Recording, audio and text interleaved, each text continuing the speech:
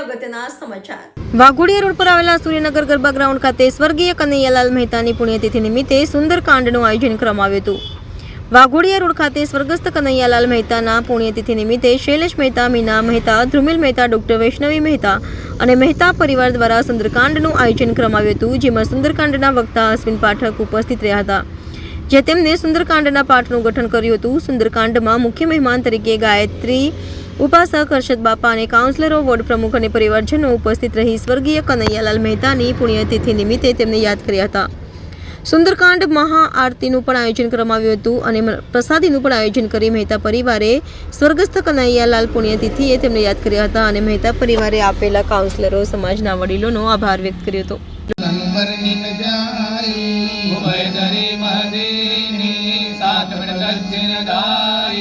मंगल भवने मंगल हारी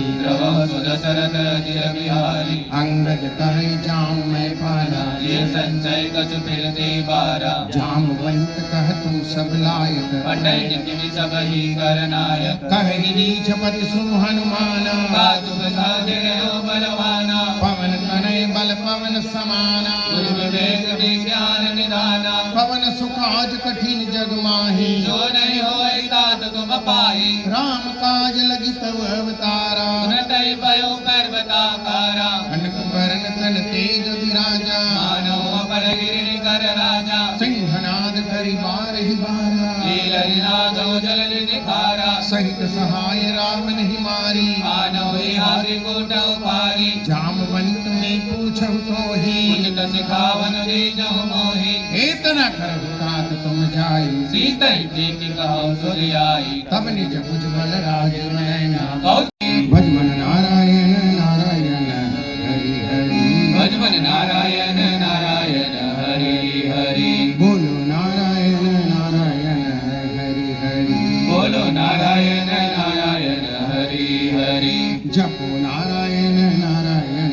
हरि हरि जपो नारायण नारायण हरि हरि जय जय नारायण नारायण हरि हरि जय जय नारायण नारायण हरि हरि तेरी लीला सबसे न्यारी न्यारी हरि हरि तेरी लीला सबसे न्यारी न्यारी हरि हरि हरि ओम नमो नारायण ओम नमो नारायण हरि ओम नमो नारायण हरि ओम नमो नारायण। पिताजीની પુણ્યતિથિ નિમિત્તે પરમ પૂજ્ય ગુરુજી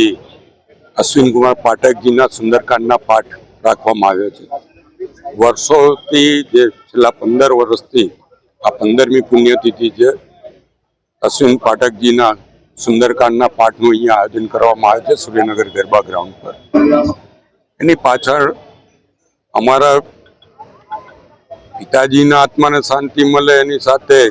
આ વિસ્તારમાં નાગરિકો જે છે પૂર્વ વિસ્તાર એ પણ આનો લાભ લઈ શકે અને એમને પણ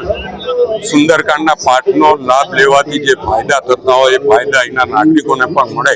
એના માટે દર વર્ષે આનું આયોજન કરવામાં આવે છે। હું આજના તબક્કે હનુમાનજી પાસે અપેક્ષા રાખીશ કે આ વિસ્તારના જે નાગરિકો અહીંયા જે કંઈ મનોકામના સાથે આવ્યા હોય એ તમામની મનોકામનાઓ